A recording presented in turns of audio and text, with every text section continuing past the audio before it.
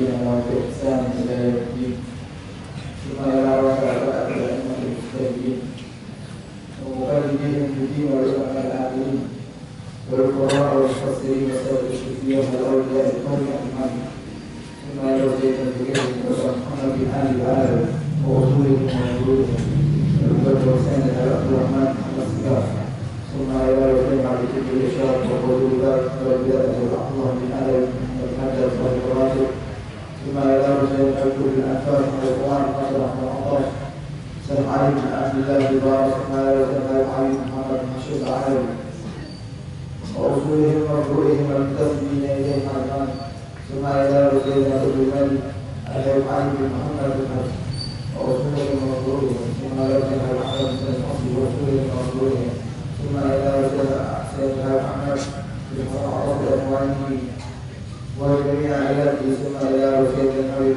أبو بكر الله ثم إلى أولياء هذه البلدة فلنسأل الله سبحانه وتعالى على الإحسان ثم إلى أولياء الجوهر ثم إلى رسولنا ثم إلى سليمان ثم إلى سيدنا الجوبة ثم إلى رسول علي القرى ثم إلى سيدنا الجوبة أبو بكر مستقر كسر ثم إلى رسول الله محمد بن يوسف حصي وغير محمد أحمد المطار ثم إلى رسول الله سيدنا أحمد عبد الكريم وغير محمد أحمد عبد الكريم ثم إلى رسول محمد بن محمد ثم إلى رسول الله أبو بكر خالد يحيى ثم إلى رسول علي محمد الحمد ثم إلى رسول علي محمد رسول وأصوله المفروض ثم إلى رسول علي ثم إلى رسول علي أحمد سلطان سكر ثم إلى رسول علي رسول ثم إلى رسول علي بنكلا ثم إلى رسول علي وفرقان ثم إلى رسول علي سكر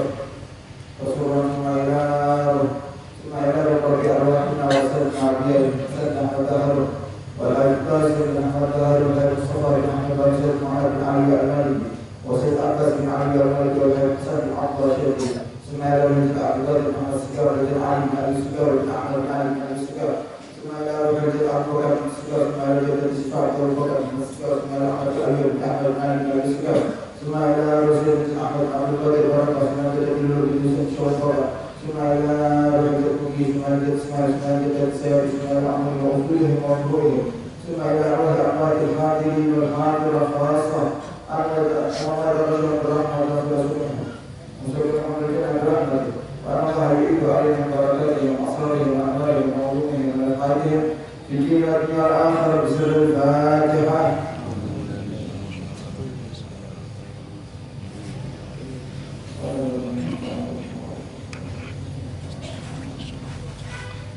الفتح الله يشفي أمرنا وأمر آثارنا ومحتنا وسلوكنا وذريتنا وجميعنا حرص هذا المكان الشريف ثم أمر الله يشفي أمر شيخنا بياه وجميع تلامذته الله يشفي أمره سبحانه وتعالى وقدر سرنا والعلم على حسنه وعلى كل صالح بياه النبي وعلى النبي وإلى حضرة محمد صلى الله عليه وسلم سر الفاتحة.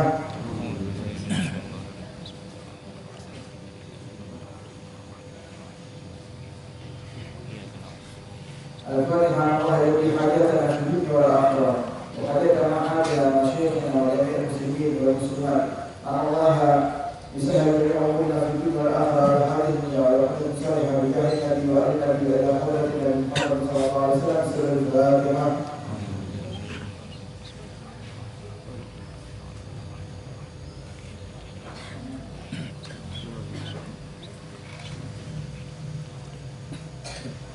بسم الله الرحمن الرحيم.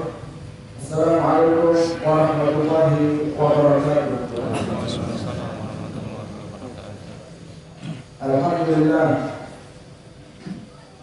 لله الذي هدانا بعبده المختار ما دعانا إليه بالإذن وقد نادانا لبيك يا من دلنا وهدانا. صلى عليك الله بارئك الذي بك يشفع خصنا وحبنا مع آلك الأطهار مع دين سرك الأسمى فحب سفل النجاة حمانا وعلى صحابتك الكرام حماة دينك أسبه لولائه عنوانا والتابعين لهم بصدق ما هذه المودة حيج الأشجان والله ما ذكر الحبيب لدى المحب إلا وأضحى والها النشوانا والله ما ذكر الحبيب لدى المحب إلا وأضحى والها النشوانا يا رب واجمعنا وأحبابا لنا في دارك الفردوس يا رجوانا يا رب واجمعنا وأحبابا لنا في دارك الفردوس يا رجوانا يا رب واجمعنا وأحبابا لنا في دارك الفردوس يا رجوانا سبحانك لا علم لنا إلا ما علمتنا إنك أنت العليم الحكيم رب اشرح لي صدري ويسر لي أمري واحلل عقدة من لساني يفقهوا قولي بجاه النبي والصحب والآل أما بعد. Alhamdulillah, segala puji bagi Allah Subhanahu wa Ta'ala yang telah membimbing kita semua, memuliakan kita semua yang hadir di tempat yang mulia ini untuk berusaha selalu menjadi hamba-hamba yang baik dengan menuntut ilmu. Dan Allah telah memuliakan kita dengan duduk di majelis yang mulia ini. Akan Allah berikan keridhaannya. Allah akan janjikan kepada kita yang duduk di majelis ini ampunannya jika kita pulang dari majelis ini. Seluruh dosa kita akan diampuni oleh Allah Subhanahu wa Ta'ala. Amin ya rabbal alamin. Ma'asyiral hadirin wal hadirat hafizakumullah. Kita akan lanjutkan kajian beberapa hadis dari Muhammad sallallahu alaihi wasallam yang masih berkenaan dengan salat berjamaah. Hadis yang diriwayatkan oleh Sayyidina Imam Abu Hurairah,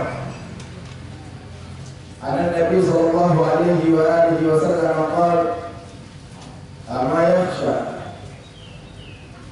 ahadukum idza rafa'a ra'sahu min ruku'ihi aw sujudihi qabla al-imam an yaj'ala Allahu ra'sahu ra'sa himarin aw yaj'ala Allahu suratahu surata himar." Rawahu Bukhari.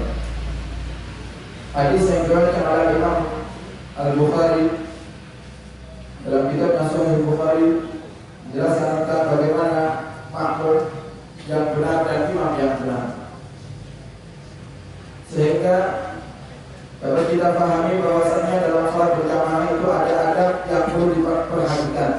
Diperhatikan oleh siapa? Oleh imam dan oleh makmumnya.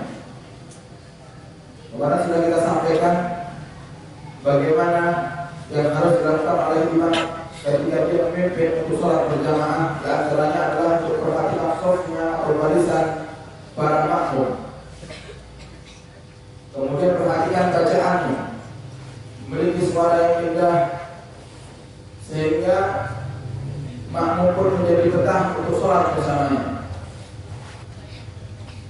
Kemudian makmum pun ada adabnya, disebutkan dalam hadis ini, dikatakan oleh Rasulullah, "Ama yakhsha ahadukum, apakah di antara kalian tidak takut jikalau ada di antara kalian yang mengangkat tubuhnya atau kepalanya dari rukuk atau sujudnya sebelum imam mengangkat kepalanya dari rukuk atau sujudnya." Kalau seandainya ada orang yang menjadi makmum dan mendahului imamnya, kata Nabi Muhammad, apakah kalian tidak takut melakukan hal tersebut? Kalian sholat terburu-buru sehingga kalian lebih dahulu berdiri daripada imamnya. Nabi katakan orang yang seperti ini, Anjil Allahu ra'sahu ra'sa himarin, Allah akan berubah kepalanya menjadi kepala himar, keledai. Artinya apa? Himar itu, keledai itu adalah binatang yang dungu. Seandainya kita didik, susah untuk menuruti perintah kita beda dengan hewan yang lainnya, seperti ayam, kucing, atau yang lainnya. Sehingga jikalau ada makmum yang dia punya keinginan kuat untuk sholat berjamaah tapi masih mendahului imamnya, tidak ada bedanya dengan himar yang bodoh. Sudah jelas sholat berjamaah menjadi makmum kalau mendahului imam tidak dapat fadilah sholat berjamaah, malah berdosa. Jalan Nabi Muhammad kepalanya itu berubah menjadi kepala himar. Walaupun kita manusia tidak bisa melihat. Ada suatu kisah di antara para salafus saleh yang mereka tidak mau sholat berjamaah dengan suatu kaum karena kaum itu sering mendahului imam. Dan salafus saleh ini melihat kepala mereka dalam keadaan berbentuk himar, keledai. Artinya apa? Jamaahnya tidak mendapat pahala dari Allah Subhanahu wa taala. Sehingga makmum harus berusaha terus mengingatkan pada anak yang lalu, hendaknya biarkan imam dahulu menyelesaikan kalimat takbirnya.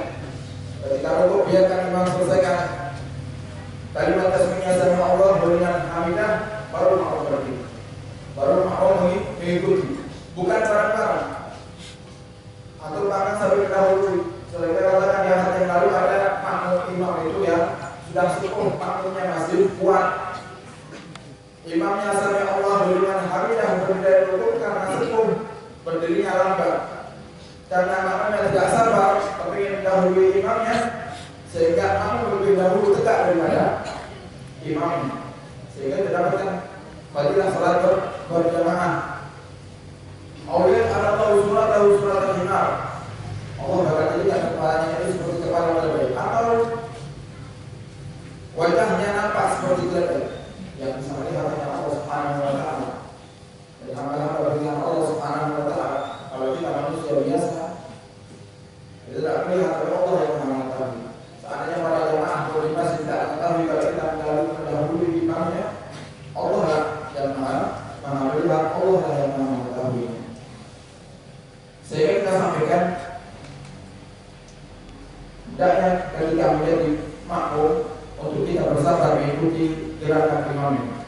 Dan bahkan kalau seandainya di masjid itu sudah didirikan sholat berjamaah, iqamah sudah selesai, imam sudah takbir, kita dalam keadaan berjalan, makruh kita berlari. Makruh kita berlari. Walaupun sudah sampai dalam masjid pun kita makruh berlari cepat-cepat untuk masuk ke shaf agar mengikuti imam. Makruh. Jalan biasa. Kenapa pas seperti itu? Karena dahulu pernah terjadi di zaman Nabi Muhammad SAW. Nabi sholat bersama para sahabat. Ada sahabat yang ingin mengejar sholat berjamaah secara penuh dengan Muhammad SAW. Kemudian dia di masjid berlari, sehingga suara langkah kakinya itu terdengar. Ketika sudah sholat, Nabi menegurnya. Nabi mengatakan, jangan kau berlari, karena suara itu mengganggu kekhusyuan para jamaah. Suara itu tidak kita berlari di dalam masjid untuk mengejar sholat berjamaah agar dapat sempurna, malah makruh yang kita dapatkan. Sehingga kita berjalan seperti biasa. Kalau memang nantinya ketinggalan tinggal ditambah, tetap dapat fadilah sholat berjamaah. Walaupun kita makmum masbuk, itu ada yang harus dilakukan oleh makmum. Kemudian apa yang harus dilakukan oleh imam ketika sadar kalau di belakang ini ada orang yang sedang berjalan untuk mengikuti sholat berjamaah. Dalam perfikir disebutkan keluar di akhir, nunggu untuk orang yang masuk untuk mengikuti sholat berjamaah. Hukumnya sunnah. Artinya seperti ini. Pernah terjadi dahulu zaman Muhammad SAW. Ada seorang sahabat kalau tidak salah Sayyidina Ali dan Sayyidina Abu Bakar. Sayyidina Ali dan Sayyidina Abu Bakar ini tidak pernah meninggalkan sholat berjamaah dengan Rasulullah. Lalu ingin sholat berjamaah dengan Rasulullah. Tapi suatu saat ingin berangkat sholat berjamaah dengan Nabi, berjalan di hadapannya ada seorang kakek yang tua. Kakek dalam riwayat kakek ini kafir, bukan muslim, sedang berjalan. Karena dia tua, berjalan itu tidak pelan-pelan. Sedangkan Sayyidina Ali dan Sayyidina Abu Bakar ingin jalan cepat untuk mengikuti jamaah dengan Muhammad SAW. Karena adabnya para sahabat yang lebih baik mengikuti adabnya Rasulullah SAW, amalannya Rasul tidak mau mendahului. Jika para pemuda, para pemudi akhlak yang baik dengan orang yang lebih tua daripada kita, bahkan guru kita, hendaknya kita tidak berjalan di hadapan mereka. Kalau ada gurunya berjalan, nah kita berjalan paling tidak di belakang guru kita. Jangan mendahului. Karena dulu kita ketika kita kecil, ketika kita naik sepeda mau berangkat kaki, kelihatan sama apa ada seorang ulama yang jalan kaki, disuruh berhenti, suruh nonton sepedanya, lalu tadi naik. Sampai sekarang kita dewasa pun seperti itu. Kalau ditegur, kalau melihat orang yang lebih sepuh, apalagi gurunya, guru SD, jangan naik di sepeda motor, jalan, turun. Tapi sampai kadang-kadang kita sama teman, kenapa sepeda motor yang bocor bannya? Ya, bensinnya habis, tidak. Kadang-kadang malu, tapi itu adabnya yang benar terhadap guru. Kemudian sahabat ini pun berjalan pelan, tidak mau mendahului, takut beradab, takut kurang ajar dengan orang yang lebih tua daripada dirinya. Jadi kata Nabi Muhammad SAW, "Man-lam hamsaturan awal kafiran, laisa minna." Dan Muhammad bukan dari golongan Allah. Laisa minna man lam yarham sabirana awal kafiran. Bukan dari golongan orang yang tidak mengasihi atau menyayangi orang yang lebih muda daripada dirinya. Dan bukan dari golongan orang yang tidak bisa menghormati orang yang lebih tua daripada dirinya. Sehingga sahabat ini berjalan pelan, ikuti langkahnya orang yang tua jadi yang jalan di hadapannya. Sehingga sampai ke masjid. Ketika sampai di masjid, Nabi dalam keadaan rukuk dan ketika itu ditahan oleh malaikat atas perintah Allah Subhanahu wa taala bahwasanya ada sahabat Ali bin Abi Thalib atau Sayyidina Abu Bakar As-Siddiq ingin mengikuti sholat berjamaah dengan ditahan rukuk oleh Muhammad SAW agak lama rukuk. Sampai Sayyidina Ali masuk ke dalam masjid, takbir langsung rukuk bersama Nabi Muhammad SAW. Ketika rukuk, Nabi mengucapkan Alhamdulillah. Dalam hati mengatakan Alhamdulillah, aku bisa ikut rukuk dengan Nabi Muhammad SAW karena dalam kaidah sholat berjamaah kita dianggap mengikuti imam sebelum rakaat kalau kita bisa dapat rukuknya imam. Jadi kalau kita masuk ke dalam masjid, kok imamnya rukuk, kita masuk takbir, tidak usah baca-baca, langsung ikut rukuk, dianggap dapat satu rakaat karena kita bisa ikuti rukuknya imam. Selama kan masih dalam keadaan yang lurus rukuk, belum dalam keadaan berdiri. Kalau kita rukuk imam berdiri, dianggap kita tidak dapat satu rakaat, nanti di akhir belum tambah lagi satu rakaat. Jadi Sayyidina Ali ketika rukuk mengatakan dalam hatinya Alhamdulillah aku bisa ikuti rukuk bersama Nabi Muhammad SAW. Artinya dapat satu rakaat bersama Nabi, tidak bolong rakaat. Kemudian Nabi berdiri dan mengatakan Sami Allah liman hamidah. Kalau kita perhatikan apa artinya Sami Allah liman hamidah, Allah mendengar seorang yang memujinya. Allah mendengar seorang yang mengatakan Alhamdulillah saya masih mengatur si Al-Fatihah yang tadinya berjalan lambat ingin menghormati orang lebih tua daripada dirinya sehingga berharap ikut rukuk bersama Nabi Muhammad dan ternyata tergapai tujuannya ikut rukuk bersama Nabi. Ketika rukuk bukan dalam hatinya Alhamdulillah sehingga Nabi bangun dari rukuknya mengatakan Sami Allah liman hamidah. Misalnya sampai sekarang kita kalau dari rukuk mengatakan Sami Allah liman hamidah. Sehingga itu sunnah dilakukan oleh imam untuk menunggu makmumnya. Kalau kita dengar ketika kita menjadi imam dengar kalau di belakang ini ada makmum yang ingin ikut berjamaah dengan kita dengan syarat tidak keluar waktu. Saat ini kita berjamaah zuhur sudah mepet jam 2:30. Kalau ada orang yang mau masuk ikut berjamaah dengan kita, kemudian kita tunggu dalam keadaan rukuk, nantinya kalau keluar waktu sholatnya tidak usah tunggu. Biarkan dia tetap. Dan salah yang kedua, hendaknya yang ditunggu sadar dan paham akan sunnah tersebut. Kalau tidak sadar dan tidak paham akan sunnahnya, imam itu menunggu kita yang baru datang, ini bisa bahaya. Kita tunggu makmum, kita jadi imam, kita rukuk, kita akan amalkan rukuk kita untuk menunggu makmum ini biar dapat rukuk dengan imam. Ternyata masih ngobrol. Tidak buru-buru takbir langsung rukuk, masih ngobrol pakai mukenahnya masih urut HP, tidak langsung takbir. Kalau seperti ini maknanya tidak usah itu langsung dan saya terus maju sholat seperti biasa. Urusannya nanti dia biar menambah satu rakaat di akhir atau 2 rakaat. Itu sunnah. Intidharul liddakhil adalah sunnah. Menunggu jamaah yang akan masuk itu berjamaah dengan kita adalah sunnah. Dan yang kita menunggu ketika rukuk, kalau memang kita mendengar ada jamaah yang masuk ingin mengikuti kita, tunggu sebentar dengan waktu yang muqtadil, waktu yang normal. bukan panjang sampai rukuknya lebih batas waktu yang normal, tidak. Yang biasa, mungkin kalau biasa kita baca tasbihnya ketika rukuk agak cepat, diperlambat sedikit sehingga makmum bisa sholat dapat rukuk dengan imam. Kemudian yang kedua, hadis yang sudah pernah kita bahas masalah syukur musolli dan orang yang berjalan di hadapan orang yang sholat, hukumnya adalah haram selagi yang sholat sudah menghadap ke sutra, artinya sudah memberikan batasan. Kalau yang sholat belum memberikan batasan, maka yang salah bukan orang yang lewat, yang sholat juga salah dan dosa juga. Kalau kita sholat sudah dijalankan kita ada yang seperti ini, agar kita taruh sesuatu sebagai pembatas agar orang itu ngerti kalau kita dalam keadaan sholat kok masih dilewati orang, kita senang untuk mencegah. Senang, karena seperti itu. Senang untuk mencegah. Kenapa seperti itu? Karena dia mengatakan kalau seandainya mereka orang yang lewat di hadapan orang yang sholat itu tahu akan dosanya, niscaya mereka akan menunggunya walaupun sampai 40 tahun. Lebih baik ditunggu, karena rasanya itu begitu besar. Dikatakan oleh Syekh Ali Al-Maliki, ini adalah wa'adun atau syadidun, ancaman yang sangat keras bagi setiap muslim yang pernah lewat di hadapan orang yang sholat. Selagi dia sholat dalam keadaan yang benar, artinya bukan di depan pintu.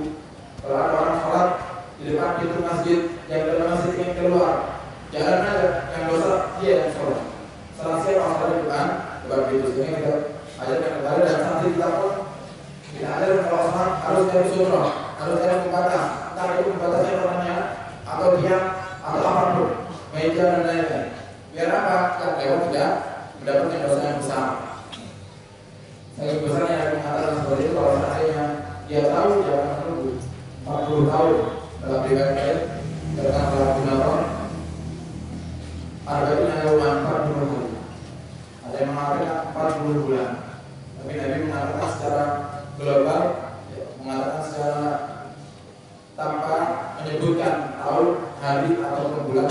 Nabi mengatakan an-yasifu arba'in khairan. Dan dia berhenti, atau dia lebih mengutamakan berhenti 40, antara 40 tahun, 40 hari, 40 bulan. Artinya bagusnya lebih besar. Jangankan 40 tahun, jangankan 40 bulan, 40 hari saja untuk menunggu orang itu sholat selesai agar kita bisa lewat. Artinya bagusnya juga cukup besar. Allahu a'lam bishawab. Kita masuk dalam kitab Bidayatul.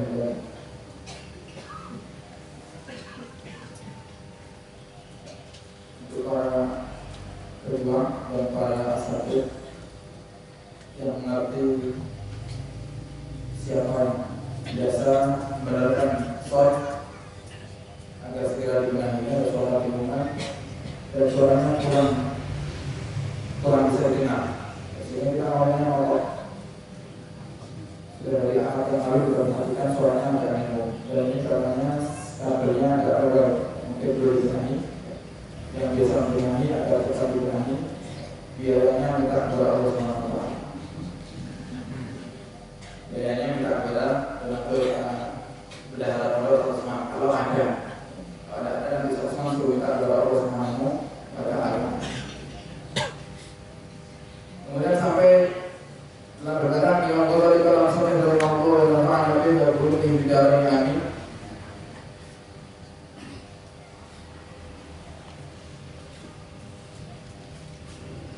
Ada bisa. Kita masih membahas tentang waktu luang. Apa yang harus kita lakukan ketika kita punya waktu luang. Keadaan yang ketiga yang harus kita lakukan ketika kita punya waktu luang, tidak hanya atas dalil bima tusidu fi khairat lil muslimin.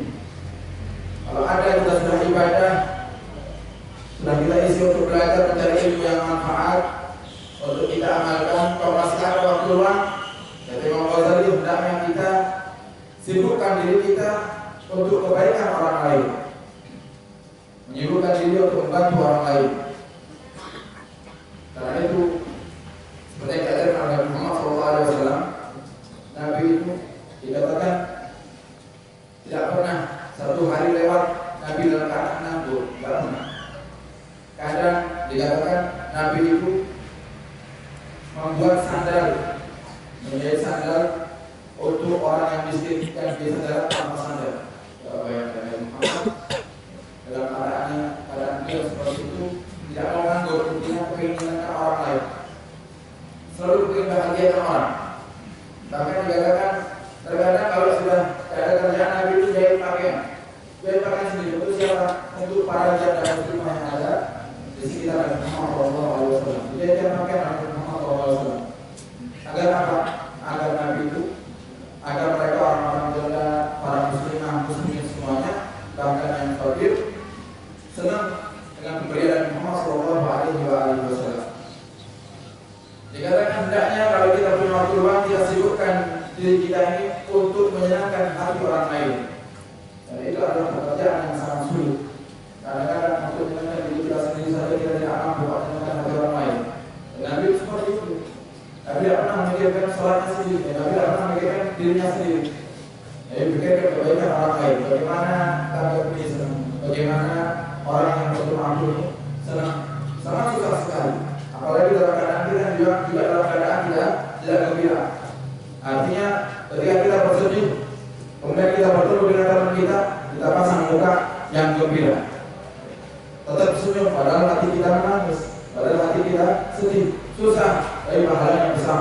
Dikatakan oleh Muhammad SAW dalam hadisnya, "Man adkhala ala mu'minin sururan, khalaqallahu min dzalika surur 70,000 malakin yastaghfiruna lahu ila yaumil qiyamah." Barang siapa yang menggembirakan hati orang mukmin, Allah akan ciptakan 1000 malaikat yang tugasnya bersifat untuk dia yang menyenangkan hati orang mukmin sampai nanti hari kiamat. Suatu kemuliaan yang Allah berikan kepada orang-orang yang biasa menyenangkan hati orang mukmin, memberikan kebaikan kepada orang mukmin sehingga mereka senang. Allah berikan 1000 malaikat yang tugasnya setiap hari bersifat untuk dirinya.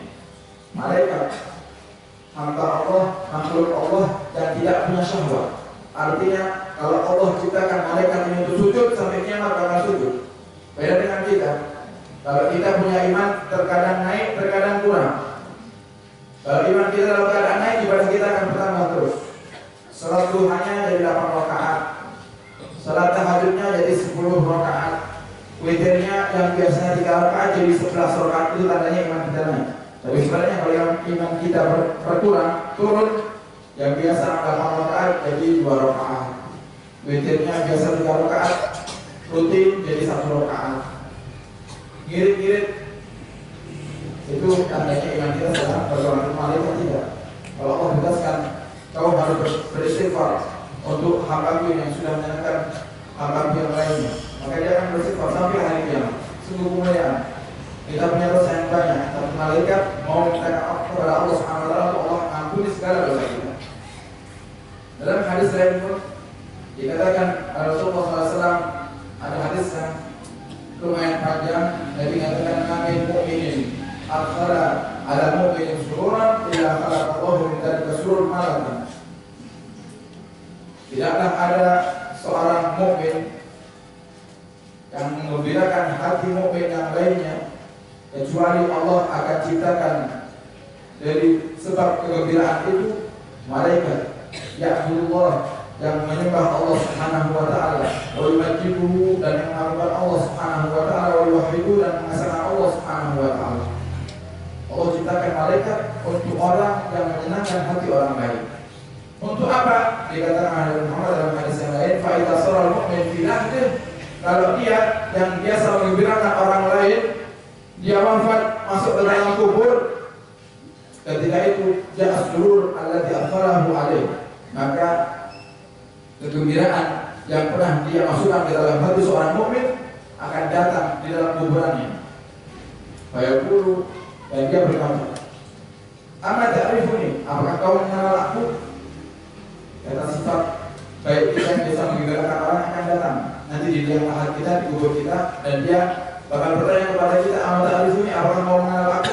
Fayaqulu, kita pun akan menjawab, "Man anta?" Siapa kamu? Fayaqulu, dan dia pun berkata, "Ana surur." Aku adalah sifat kegembiraan yang kau berikan kepada saudaramu yang lain. Aku adalah sifat kegembiraan yang kau berikan kepada si fulan. Aku adalah sifat kegembiraan yang kau berikan kepada si A dan si B.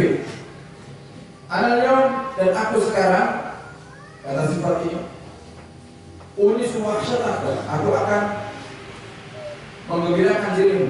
Aku akan jadikan rasa takut dalam dirimu yang ada sekarang dalam kubur menjadi hilang.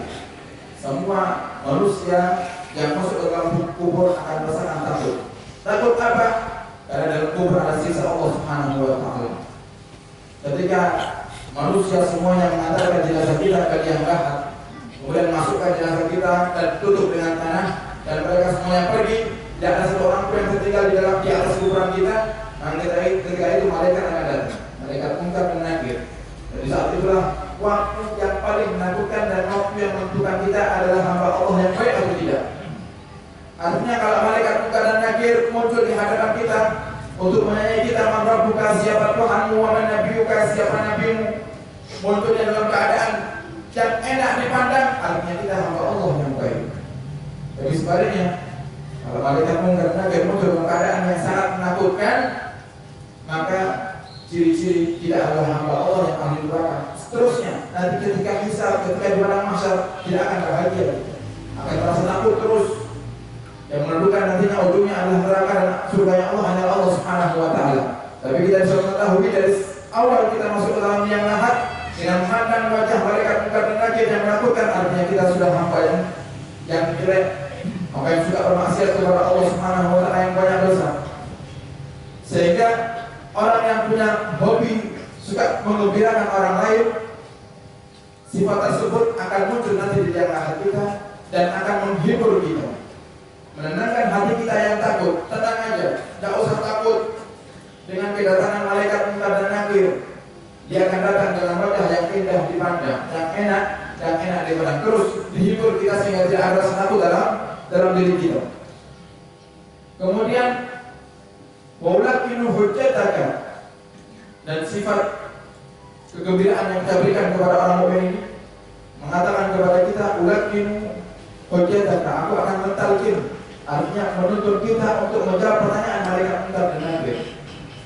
Menuntun kita ketika kita ingin menjawab Allahu Rabbi, Allah adalah Tuhanku, Muhammad Nabi dan Muhammad adalah Nabiku, akan ditalkin, akan dituntun oleh sifat kita, hobi kita yang bisa menggembirakan orang lain. Usabbitu bil qawli sabit, dan aku akan tetapkan perkataan, artinya aku akan kuatkan perkataan. Ketika kau menjawab pertanyaan malaikat Munkar dan Nakir, kau akan menjawab dengan lantang dan benar, tanpa ragu dan tanpa takut. Itu sebab kebiasaan kita menggembirakan orang lain. Wa ushbitu bika masyhadal qiyamah, dan aku akan tampakkan nanti, sifat itu akan menampakkan untuk kita masyhadal qiyamah, pemandangan nanti di hari kiamat. Bagaimana gentingnya hari kiamat? Kalau kita punya kebiasaan menggembirakan orang lain nanti di kubur, kita akan melihat di dunia ini bakal kiamat seperti apa kejadiannya, akan dilihat ya. Kemudian wa ashfa'u laka min rabbik, sifat ini akan minta tolong kepada Allah Subhanahu wa Ta'ala agar Allah menolong di hari kiamat dalam keadaan yang genting. Allah bagikan seluruh yang sudah wafat, Allah akan berikan kepada kita pertolongan, sebab sifat kita yang baik. Wa'ulika manzilaka fil jannah, dan sifat ini akan menunjukkan kita derajat kita nanti di surga Allah Subhanahu wa Ta'ala. Suatu kemuliaan yang Allah berikan kepada hamba-hamba yang punya hobi menyenangkan hati orang lain. Paling tidak kalau kita tidak bisa menyenangkan hati orang lain, lebih baik diam, jangan nyakiti. Sudah tidak menyenangkan nyakiti neraka Allah Subhanahu wa Ta'ala. Sudah tidak pernah menyenangkan, tidak pernah berbagi, mencaci lagi. Ini yang dosanya besar. Sehingga hati-hati. Muhammad mengatakan, man yu'minu billah wal yawmil akhir wal yawmil khairan aw liyasmut. Siapa yang beriman kepada Allah Subhanahu wa Ta'ala dan hari akhir, hari kiamat, hendaknya dia mengatakan sesuatu yang baik, sesuatu yang enak didengar, tidak menyinggung hati orang lain, tidak menyakiti hati orang lain. Aw liyasmut, kalau tidak bisa diam sudah, jangan banyak ngomong. Terkadang yang jadikan kita ini terus bermusuhan, adanya permusuhan di dunia ini karena lisan yang tidak bisa kita jaga. Kita sampaikan dari malam di pertemuan kita, rutinan Ahad, malam Ahad, kita jelasin tentang lisan. Kata Imam Syafi'i, lisan ini bagaikan ular yang ketika ada musuh yang dia tidak sukai, diam dia. Dan ketika musuh mulai menyerang, dia ketika buka mulutnya bisa mematikan musuhnya. Sekali buka bisa mematikan musuh. Dan kita harus menjaga. Jangan sampai ketika kita buka mulut kita untuk berbicara, ternyata kita ajak bicara sakit hati dengan kita. Dan ingat dikatakan oleh para ulama, menyakiti hati orang mukmin itu lebih kejam daripada menghancurkan Ka'bah 70 kali. Dosa besar menghancurkan Ka'bah. Tapi lebih besar lagi kalau kita menyakiti hati orang lain. Sejelek-jeleknya manusia, namanya manusia pasti punya salah. Jangan dicaci, jangan disalahkan, jangan diajak ribut, jangan dizalimi.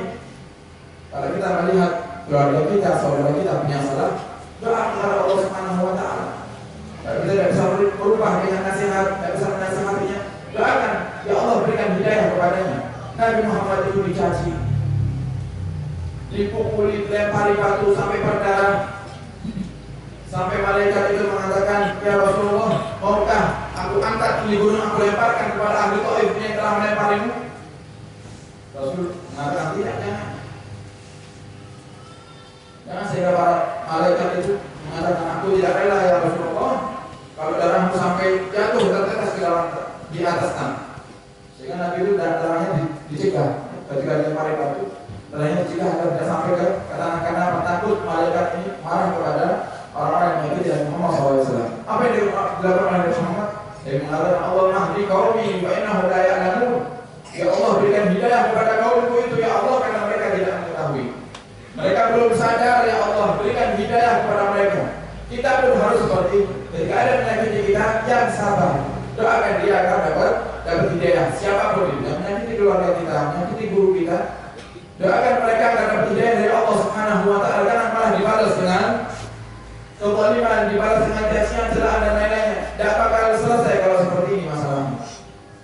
Harus punya akhlak yang baik, berusaha jadi orang yang baik, kurang senyum kepada yang lainnya. Sehingga kita butuh mujahadah. Guru-guru kita di pondok pesantren dulu setiap bulan selalu berikan kepada kita tugas mujahadah. Sebulan mujahadah, kalau ketemu temannya siapapun itu, baik guru ataupun orang yang tidak dia sukai, harus senyum. Berat, berbuat baik memang berat. Kalau ada kebaikan yang sudah dikerjakan, kita akan pilih dan kebaikan yang berbeda seperti itu. Tapi kenyataannya semua kebaikan itu berat dilakukan. Berat sampai terkadang Allah itu memberitakan dalam Al-Quran dengan lafaz kutiba. Dengan lafaz, kalau kita lihat puasa di bulan Ramadan, kutiba alaikum syiyam, diwajibkan bagi kalian untuk puasa. Beda dengan sholat. Aqimus shalah, kalau Allah beritakan hamba yang bersolat, Allah katakan aqimus shalah wa atuz zakah. Langsung tentunya perintah menggunakan fi'il amr. Dalam ilmu sharaf ada fi'il amr yang artinya perintah langsung. Aqimu, dirikan salat, tapi ketika puasa Allah katakan kutiba alaikumusiyam, bukan sumu, bukan masalah, tapi kutiba alaikumusiyam, diwajibkan atas kalian untuk puasa. Karena sebab apa Allah katakan kutiba, kok beda bahasanya dengan perintah yang lainnya? Karena puasa itu berat. Puasa berat, nah kenapa dari subuh sampai ketemu malam, sampai ketemu maghrib, sama halnya dengan berperang. Allah juga katakan dalam Al-Quran, wajib bagimu, diwajibkan bagimu untuk memerangi orang-orang yang merusak agama ini. Ketika ada orang kafir menyerang dan menghina agama kita, bahkan mengajak ingin memerangi kita, kita harus terus berjalan untuk memeranginya. Berat perang, walaupun janjinya mati syahid, tapi berat. Nanti kita akan berpisah dengan keluarga. Kalau seandainya kita bisa kembali, alhamdulillah. Terkadang kembalinya pun dengan bawa duka. Berat perang. Justru kalau kita pahami semua ibadah itu berat. Bahkan sholat pun berat, tapi ada ibadah yang lebih berat. Antara jihad di dalam Allah Subhanahu wa Ta'ala dan puasa di bulan Ramadan, beberapa ibadah yang baik. Berbuat baik berat. Sampai Nabi mengatakan, dunia sejauh mukmin, dunia ini perjalanannya orang mukmin. Artinya apa? Berat. Tidak dituntut harus seperti ini, harus mensyukur, harus berbuat baik, harus menyukur bertemu dengan musuh. Sampai Nabi Muhammad SAW ketika punya kebiasaan, Nabi itu ketika berjalan ada orang yang sangat musuhin Nabi, sehingga terus setiap hari meludahi